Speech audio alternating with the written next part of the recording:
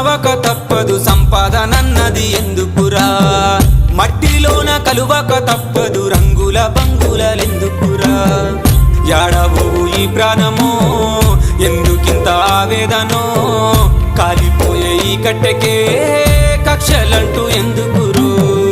యాడబోవు ఈ ప్రాణమో ఎందుకింత ఆవేదనో కాలిపోయే ఈ కట్టెకే కక్షలంటూ ఎందుకురు పుట్టినోడు సావక తప్పదు సంపాదనన్నది ఎందుకురా మట్టిలోన కలువక తప్పదు రంగుల బంగులెందుకురా